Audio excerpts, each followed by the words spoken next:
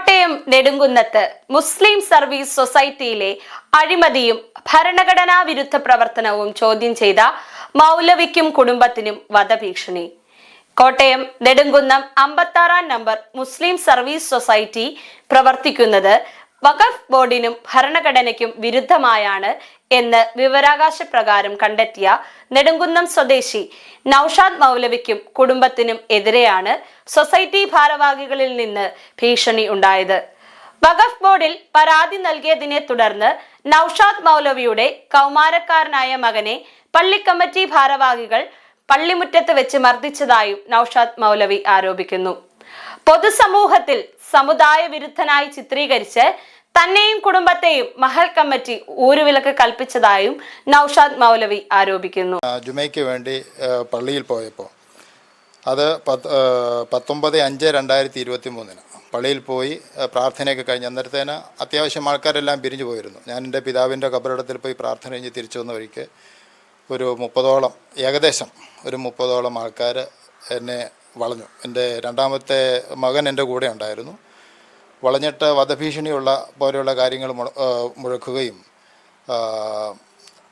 വഖഫ് ബോർഡിൽ അപ്പോഴത്തേക്കും ഞാൻ ഒരു പരാതി കൊടുത്തിട്ടുണ്ടായിരുന്നു.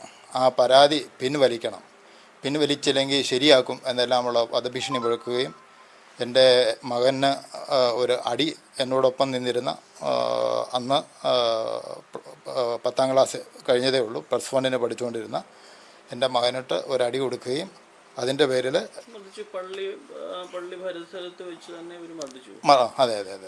ഇത് നിലവിലിപ്പം ഈ സൊസൈറ്റിയുടെ പ്രവർത്തനങ്ങൾ വഖഫ് ബോർഡിന്റെ നിയമങ്ങൾക്ക് അനുസൃതമായിട്ടല്ല. വഖഫ് ബോർഡിന്റെ നിയമങ്ങൾക്ക് അനുസൃതമായിട്ടല്ല. നിയമങ്ങൾക്ക് വിരുദ്ധമായിട്ട് എന്താ അവിടെ നടക്കുന്നത്? നിയമങ്ങൾക്ക് വിരുദ്ധമായിട്ടെന്ന് പറഞ്ഞാൽ അപ്പോൾ ഇവർ വഖഫ് ബോർഡിന്റെ നിർദ്ദേശം അനുസരിച്ചാണ് ഞങ്ങൾ പ്രവർത്തിക്കുന്നത് എന്നുള്ള മറുപടി തന്നപ്പോൾ ഞാൻ വഖഫ് ബോർഡിനെ സമീപിച്ചു. വഖഫ് ബോർഡിനെ സമീപിച്ചപ്പോൾ വഖഫ് ബോർഡിൽ നിന്ന് എനിക്ക് ലഭിച്ച മറുപടി അങ്ങനെ 56 നമ്പർ നെടുങ്കുന്നം മുസ്ലിം സർവീസ് സൊസൈറ്റിക്ക് ഒരു പ്രത്യേകമായ അനുമതിയോ നിർദ്ദേശങ്ങളോ നൽകിയിട്ടില്ല എന്ന് അവരെനിക്ക് മറുപടി തന്നു. ആ മറുപടി ലഭിച്ചതിൻ്റെ അടിസ്ഥാനത്തിൽ മറ്റു കാര്യങ്ങൾ അന്വേഷിച്ചുകൊണ്ട് വിവരാവകാശം വെച്ച് വഖഫ് ബോർഡിനെ ഞാൻ സമീപിക്കുകയും ഇവർ എന്നെ വിലക്കിയത് മഹല്ല് വിലക്കിയത് സംബന്ധിച്ചുള്ള പരാതി നൽകുകയും ചെയ്തു. നിലവിൽ ഈ കണക്കുകൾ ഓഡിറ്റ് ചെയ്യണമെന്ന് വഖഫ് ബോർഡിനെ സമീപിച്ചതിന് ശേഷം ഉത്തരവായിട്ടുണ്ടോ? അപ്പോൾ ഉത്തരവായിട്ടുണ്ട്. വഖഫ് ബോർഡ് ചങ്ങനാശ്ശേരി ഡിവിഷണൽ ഓഫീസിൽ നിന്ന് ഉത്തരവായിട്ടുണ്ട്. അതിനുള്ള സാഹചര്യമുണ്ട്.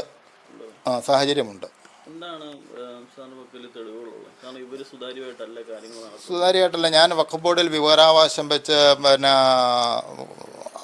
പല ഡോക്യുമെൻസും എടുത്തപ്പോൾ വല്ലാത്ത രീതിയിലുള്ള വർഷങ്ങളായിട്ട് വഖഫ് ബോർഡിൽ ഇവർ കണക്കുകൾ ബോധിപ്പിച്ചിട്ടില്ല. അതേപോലെ പള്ളി പുനർനിർമ്മാണം നടത്തി. സ്വാഭാവികമായിട്ടും വഖഫ് ബോർഡിൻ്റെ അനുമതി വാങ്ങിയിരിക്കണം. പഴയ പള്ളി പൊളിച്ചു, വഖഫ് ബോർഡിൻ്റെ അനുമതി വാങ്ങിയിരിക്കണം. അപ്പോൾ പഴയ പള്ളി പൊളിച്ചതിനോ പുതിയ പള്ളി പുനർനിർമ്മാണം നടത്തിയതിനോ ഒന്നും വഖഫ് ബോർഡിൽ നിന്ന് പോലും അവർ അനുമതി വാങ്ങിയിട്ടില്ല. കണക്കുകളും കാര്യങ്ങളും വഖഫ് ബോർഡിനെ ബോധിപ്പിക്കാത്തതോ അല്ലെങ്കിൽ പൊതുസമൂഹത്തിൽ അത് മുമ്പോട്ട് വെക്കാത്തതിൻ്റെ പിന്നിൽ സൊസൈറ്റിയുടെ കീഴിൽ മറ്റേതെങ്കിലുമൊക്കെ രീതിയിലുള്ള ധനസമാഹരണം ഉണ്ട് എന്നുണ്ടോ? ഇതിനകത്ത് ധനസമാഹരണം എന്ന് പറഞ്ഞാൽ ഇവിടുത്തെ ജമാഅത്ത് അംഗം, അതായത് സൊസൈറ്റി അംഗങ്ങൾ ആണ് അതിന് ധനം കൊടുക്കുന്നത്. വിശേഷിയായി പുനർനിർമ്മാണത്തിൻ്റെ കാര്യത്തിലൊക്കെ ഗൾഫ് കേന്ദ്രീകരിച്ച് പ്രവർത്തിക്കുന്ന ഇവിടുത്തെ അംഗങ്ങളുടെ മക്കളുമൊക്കെ അകമഴിഞ്ഞിട്ട് സഹായം നൽകിയിട്ടുണ്ട്. അങ്ങനെ ഒരുപാട് പേര് സഹായം നൽകിയിട്ടുണ്ട്. അപ്പം അങ്ങനെയാണ് ഇത് പള്ളി പുനർനിർമ്മാണം നടത്തിയത്. പക്ഷേ അതിനെല്ലാം വ്യക്തമായ കണക്കുകൾ, അതുപോലെ തന്നെ ടെൻഡറുകൾ, കൊട്ടേഷനുകൾ ഒക്കെ ക്ഷണിച്ച് വേണം അതൊക്കെ നടത്താൻ. അതൊന്നും വേണ്ട രീതിയിൽ അവർ ചെയ്തിട്ടില്ല. ഏറ്റവും വലിയ അപാകത എന്ന് പറയുന്നത് വഖഫ് ബോർഡിൻ്റെ പോലും അനുമതി ഇവർ വാങ്ങിയിട്ടില്ല. ജില്ലകളിലും വർഷങ്ങളിൽ കമ്മിറ്റി മാറും. ചില സ്ഥലങ്ങളിൽ 3 വർഷം കൂടുമ്പം മാറും, മറ്റ് ചില സ്ഥലങ്ങളിൽ 5 വർഷം കൂടുമ്പം. അവിടുത്തെ ഭരണഘടന അനുസരിച്ചാണ്. അപ്പോൾ ആ മാറ്റം ഉള്ളത് കൊണ്ടിട്ട് അഴിമതികൾ കുറയും. ഇവിടെ വർഷങ്ങളായിട്ട് ഒരുപാട് കാലങ്ങളായിട്ട് ഇതേ സെക്രട്ടറിയും പ്രസിഡൻറ്റുമാണ് പല രീതിയിലുള്ള കുതന്ത്രങ്ങൾ പ്രയോഗിച്ചുകൊണ്ട് ഇവിടുത്തെ പരിപാലനത്തിൽ മുന്നോട്ട് പോയിക്കൊണ്ടിരിക്കുന്നത്. അതുകൊണ്ട് തന്നെ എല്ലാവരും ഇവരെ വിശ്വസിച്ച് അങ്ങ് ഏൽപ്പിച്ചിരിക്കുകയാണ്. പക്ഷേ കാര്യങ്ങളുടെ ഉള്ളിലേക്ക് ഇറങ്ങി ചെന്നപ്പോഴത്തേക്കിന് ഒരുപാട് കാര്യങ്ങൾ പ്രശ്നമായിട്ടുണ്ട് എന്ന് മനസ്സിലായി. ഈ വിവാഹവും അതുപോലെ തന്നെ ഖബറടക്കവും അങ്ങനെയുള്ള കാര്യങ്ങൾക്കൊക്കെ നമുക്ക് ഉറപ്പായിട്ടും പള്ളിയായിട്ട് ബന്ധപ്പെട്ട് തന്നെ മുമ്പോട്ട് പോകണം. പക്ഷെ അത് നമുക്കൊരു വിലക്ക് ഏർപ്പെടുത്തിയ ഒരു അവസ്ഥ ഉണ്ടാകുമ്പോൾ ഇതിനെങ്ങനെയാണ് അതിജീവിക്കാൻ? വിലക്കിനെ സംബന്ധിച്ചിടത്തോളം അവർ എഴുതിയിരിക്കുന്നത് ഇത് പൊതുയോഗത്തിൻ്റെ മിനിറ്റ്സാണ്. നൗഷാദ് TSനോട് നിസ്സഹകരണം പൊതുജനങ്ങൾ ഒറ്റക്കെട്ടായി പ്രഖ്യാപിച്ചു. യാതൊരു കാരണവശാലും അദ്ദേഹവുമായി സഹകരിക്കാനോ ഇടപാടുകൾ നടത്താനോ പാടില്ല. അതാകുന്നു എന്ന് ജമാഅത്ത് ഐക്യകണ്ഠേന പാസാക്കി.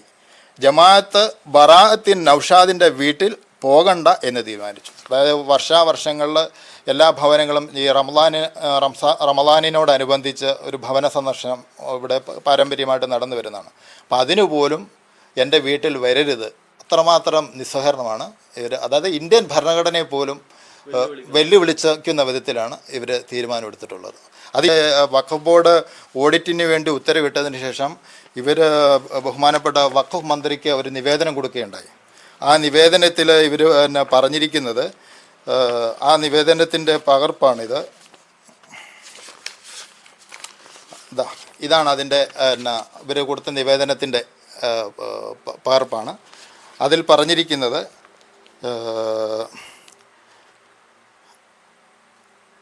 വിഷയം വഖഫ് കോട്ടയം ജില്ലാ നെടുങ്കുന്ന മുസ്ലിം സർവീസ് സൊസൈറ്റി 2017, 18, 2021, 22 കണക്കുകൾ ഓഡിറ്റ് സംബന്ധിച്ച് ബോർഡിൽ 3423/6 എന്ന് രജിസ്റ്റർ ചെയ്തിട്ടുള്ള ജമാഅത്താണ് ഞങ്ങൾ.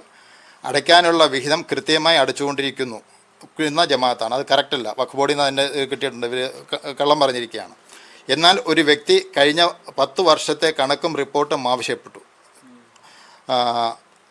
ആ വ്യക്തിക്ക് കണക്കും റിപ്പോർട്ടും കൊടുക്കണ്ട എന്ന് പൊതുയോഗം തീരുമാനിച്ചു. അതിൻ്റെ വിരോധത്തിൻ്റെ പേരിൽ അയാൾ പരാതിപ്പെട്ടതിൻ്റെ അടിസ്ഥാനത്തിൽ കഴിഞ്ഞ 5 വർഷത്തെ കണക്ക് ഓഡിറ്റ് ചെയ്യാൻ ബോർഡിൽ നിന്നും കത്ത് വന്നിരിക്കുകയാണ്. അങ്ങനെ ഓഡിറ്റ് നടത്തിയാൽ ഇവിടെ സംഘർഷം ഉണ്ടാകാൻ സാധ്യതയുണ്ട്. അതിനാൽ ഓഡിറ്റ് ഒഴിവാക്കി ജമാഅത്തിൽ സമാധാനാന്തരീക്ഷം സൃഷ്ടിക്കണമെന്ന് അപേക്ഷിക്കുന്നു. പക്ഷേ നമ്മുടെ നിയമങ്ങൾക്ക് വിരുദ്ധമായിട്ടുള്ള പ്രവർത്തനങ്ങൾ ഇവരുടെ ഭാഗത്തു നിന്ന് വന്നിട്ടുണ്ട്. കാരണം ഒരു കടലാസ് സംഘടനകൾ പോലും ഓഡിറ്റ് ചെയ്യാൻ പാടില്ല എന്ന് പറയില്ല. ആ സ്ഥാനത്താണ് ഒരു സൊസൈറ്റിയുടെ കമ്മിറ്റി മന്ത്രിക്ക് നിവേദനം കൊടുത്തിരിക്കുകയാണ്, വഖഫ് ബോർഡ് ഓഡിറ്റ് ചെയ്യാൻ ഉത്തരവിട്ടിരിക്കുന്നു, ആ ഓഡിറ്റ് നടക്കരുത്, നടന്നു കഴിഞ്ഞു കഴിഞ്ഞാൽ ഇവിടെ സംഘർഷം ഉണ്ടെന്ന് പറഞ്ഞാൽ, അപ്പോൾ അതിൽ നിന്ന് തന്നെ മനസ്സിലാക്കാമല്ലോ അതിഭീകരമായിട്ടുള്ള അപാകതകൾ ഇതിൻ്റെ സാമ്പത്തിക കാര്യങ്ങളിലും മറ്റുമെന്ന് പറഞ്ഞാൽ ഒരുപാട് കാര്യങ്ങളുണ്ടല്ലോ. ഒരു ജമാഅത്ത് നടത്തിക്കൊണ്ട് പോകുന്നതിന് ഒരുപാട് കാര്യം, അതിൻ്റെ അകത്തൊക്കെ ഒരുപാട് അപാകതകളുണ്ട്. അതുകൊണ്ടിട്ടല്ലേ ഓഡിറ്റ് നടത്താൻ പാടില്ല എന്ന് പറയുന്നത്. അല്ലെങ്കിൽ അങ്ങനെ പറയേണ്ട കാര്യമില്ലല്ലോ. അതാ ഞങ്ങൾ സത്യസന്ധരാണ്, എല്ലാം സുതാര്യമാണ്, ധൈര്യമായിട്ട് കൊടുക്കാമല്ലോ. ഒരു കടലാസ് സംഘടനകളും പറയാത്തൊരു കാര്യമാണ് ഇവർ പറഞ്ഞിരിക്കുന്നത്.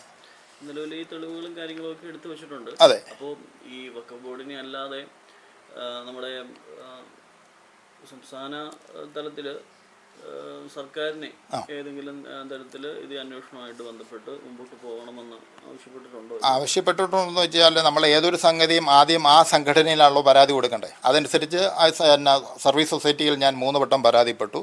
അത് കിട്ടാതെ വന്ന് നമ്മളെ അവഹേളിക്കുന്ന, നമ്മളെ ഒറ്റപ്പെടുത്തുന്ന ഒരവസ്ഥ വന്നപ്പോഴത്തേന് വഖഫ് ബോർഡിൽ പോയി. വഖഫ് ബോർഡ് ഇവർക്കെതിരെ നിരവധി കാര്യങ്ങൾ ഇവർക്കെതിരെ പറഞ്ഞിട്ടുണ്ട്. അതിൻ്റെ എല്ലാം ഡോക്യുമെൻറ്റ്സ് 1.5 വർഷമായിട്ട് ഞാൻ കളക്ട് ചെയ്ത് വെച്ചിട്ടുണ്ട്. ഒരുപാട് കാര്യങ്ങൾ വഖഫ് ബോർഡ് നമ്മൾ അത്ഭുതപ്പെട്ടു പോകും. ഒരു ജമാഅത്തിൻ്റെ ഒരു സൊസൈറ്റിയുടെ പ്രവർത്തനം ഈ വിധത്തിലാണ് എന്ന് നമ്മൾ അറിഞ്ഞു കഴിഞ്ഞാൽ സത്യത്തിൽ ഗവൺമെൻറ് ഡയറക്റ്റായിട്ട് ഇടപെട്ടിട്ട് ഇതിനെ നിരോധിക്കേണ്ടത്. ആ ഒരു അവസ്ഥയിലാണ് ഇവരുടെ പോക്കൾ. അതിനുള്ള തെളിവുകളുണ്ട്, തെളിവില്ലാതെയല്ല ഞാൻ പറയുന്നത്. അപ്പം ഇവരുടെ പരിഹരിക്കാതെ വന്നപ്പോഴാണ് നമ്മൾ വഖഫ് ബോർഡിൽ ഇടപെട്ടത്. അപ്പോൾ വഖഫ് ബോർഡ് നമുക്ക് അനുകൂലമായൊരു തീരുമാനമെടുത്തു, അവർക്ക് നോട്ടീസുകൾ അയച്ചു. അതിനും അവർ പരിഹരിക്കാതെ വന്നിട്ടുണ്ട്. അപ്പോൾ വഖഫ് ബോർഡ് ചങ്ങനാശ്ശേരി ഡിവിഷണൽ ഓഫീസിൽ നിന്ന് ഇതിൻ്റെ ഹെഡ് ഓഫീസാവുന്ന എറണാകുളത്തേക്ക് അവർ കാര്യങ്ങളെല്ലാം റെഫർ ചെയ്തിട്ടുണ്ട്. ഇനി അവിടം കൊണ്ട് പരിഹരിക്കുമെന്നാണ് മിക്കവാറും കരുതുന്നത്. ഇനി അപകടം കൊണ്ട് പരിഹരിച്ചില്ലെങ്കിൽ വഖഫ് ബോർഡിൽ തന്നെ ട്രൈബ്യൂണലുണ്ട്. ട്രൈബ്യൂണലിൻ്റെ വിധി വളരെ ശക്തമായ വിധിയാണ്. അപ്പം ആ ഒരു രീതിക്കാണ് ഞാനിപ്പോൾ നീങ്ങിക്കൊണ്ടിരിക്കുന്നത്.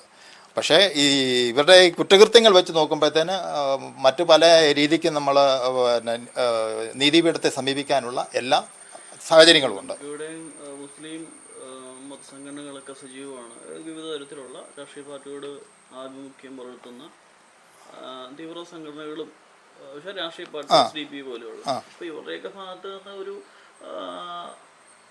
നമ്മുടെ ഒരു സമുദായത്തെ അല്ലെങ്കിൽ മഹല്ല് കമ്മിറ്റീനെ അപകീർത്തിപ്പെടുത്തുന്നു എന്ന രീതിയിൽ ഏതെങ്കിലും തരത്തിലുള്ള ഭീഷണികളുണ്ടോ, അല്ലെങ്കിൽ എങ്ങനെ അതിനെ ജീവിക്കും? പൊതുവിൽ ഒരു പ്രത്യേക രാഷ്ട്രീയ ഭീഷണി എന്ന് പറഞ്ഞാൽ അന്ന് പിന്നെ 19-ാം തീയതി 19/5 ആ പ്രശ്നത്തിന് ശേഷം നേരിട്ടൊരു ഭീഷണി പിന്നെ വന്നിട്ടില്ല. പോലീസ് കേസും കാര്യങ്ങളും ഇപ്പോൾ കോടതിയിലാണ് അത് കിടക്കുന്നത്. അതിനുശേഷം നേരിട്ട് വന്നിട്ടില്ല. പക്ഷേ ഈ സമുദായത്തിൻ്റെ കാര്യം ആയതുകൊണ്ട് ഈ ജനങ്ങളെ തെറ്റിദ്ധരിപ്പിച്ചു. കാരണം ഇതിൻ്റെ റെക്കോർഡുകളും കാര്യങ്ങളും ഒന്നും ജനങ്ങൾക്ക് അറിയില്ല. അപ്പോൾ അതുകൊണ്ട് തന്നെ ഒരു മഹല്ലയെ സംബന്ധിച്ചിടത്തോളം പല രാഷ്ട്രീയ പാർട്ടികളുണ്ടാവും, പല സംഘടനക്കാരുണ്ടാവും. ഇവരിൽപ്പെട്ട ഒരു നല്ലൊരു ശതമാനത്തെ ഇവർ തെറ്റിദ്ധരിപ്പിച്ചിട്ടുണ്ട്. അപ്പം മകനെ പള്ളിമുറ്റത്ത് വെച്ച് മർദ്ദിച്ചു എന്ന് പറഞ്ഞാൽ താങ്കളുടെ കാങ്കൽ താങ്കളുടെ മകനെ പള്ളിമുറ്റത്ത് വെച്ച് മർദ്ദിച്ചു എന്ന് പറയുമ്പോൾ അതൊരു വലിയൊരു താക്കീതല്ലേ? ഇത് വലിയൊരു താക്കീത് തന്നെയാണ്. പക്ഷേ നമ്മളൊരു സത്യത്തിന് വേണ്ടി ആരെങ്കിലുമൊക്കെ രംഗത്തിറങ്ങണമല്ലോ. എല്ലാവരും ഇങ്ങനെ കണ്ണും അടച്ച് എന്തെങ്കിലും ചെയ്തോട്ടെ, ആ ഒരു ഇതിലാണ്. ഇപ്പോൾ ഒരു സമുദായം ആകുമ്പോഴത്തേന് സാധാരണ ജനങ്ങളെ സംബന്ധിച്ചിടത്തോളം എല്ലാം പടച്ചോൻ നോക്കിക്കോളും.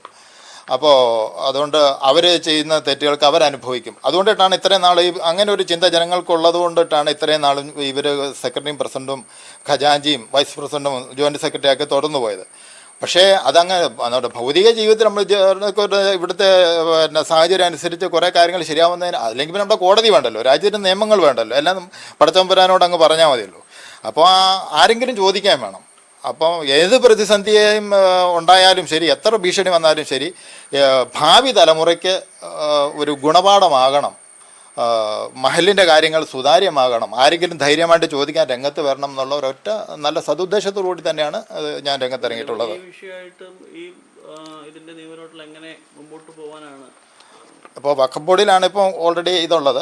വഖഫ് ബോർഡിൻ്റെ ഇത് വന്ന് ഞാൻ പറഞ്ഞല്ലോ, പല സോഴ്സുകളുണ്ട്. നിയമവിരുദ്ധ പ്രവർത്തനങ്ങൾ ജമാഅത്ത് കമ്മിറ്റിയുടെ ഭാഗത്തു നിന്ന് വന്നിട്ട് ഒരുപാട് സോഴ്സുകളുണ്ട്. ആദ്യം വഖഫ് ബോർഡിൻ്റെ ഹയർ ആവുന്ന ട്രൈബ്യൂണൽ വരെ പോയി കഴിഞ്ഞാൽ പിന്നെ ബാക്കി കാര്യം അതനുസരിച്ച് ചെയ്യാമെന്നുള്ളൊരു ഇതിലാണ്. പിന്നെ നമുക്ക് കളക്ടർക്ക് പരാതി കൊടുക്കാം, മറ്റേ നീതിപീഠത്തെ സമീപിക്കാം. അതിനുള്ള എല്ലാ വകുപ്പുകളും ഉണ്ട്.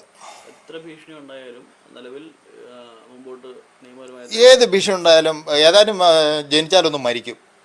ആ ഒരൊറ്റ ഇതിൽ തന്നെയാണ് നീങ്ങുന്നത്. എത്ര ഭീഷണി ഉണ്ടായാലും ഇത് ഒരു കാര്യങ്ങൾ ജനങ്ങളുടെ സുവ്യക്തമായി പരിഹരിക്കപ്പെടുന്നിടം വരെ അതിൻ്റെ പിന്നാലെ അതിശക്തമായിട്ട് എന്നെക്കൊണ്ട് കഴിയാവുന്ന വിധത്തിലെല്ലാം ഞാൻ നീങ്ങിയിരിക്കും. കൃത്യമായ കണക്കോ സുതാര്യമായ പ്രവർത്തനങ്ങളോ അല്ല മഹൽ കമ്മിറ്റിയിൽ ഉള്ളതെന്നും വിഷയത്തിൽ സർക്കാർ സംവിധാനങ്ങൾ ഉണർന്ന് പ്രവർത്തിച്ചില്ലെങ്കിൽ കേരളം നടുങ്ങുന്ന വാർത്തകൾ വരും ദിവസങ്ങളിൽ കേൾക്കേണ്ടി വരുമെന്നും ഭീഷണി ഉണ്ടായിട്ടും നിയമ നടപടിയുമായി മുന്നോട്ടു പോകുമെന്നും നൌഷാദ് മൗലവി പറയുന്നു. News desk daily Malayali.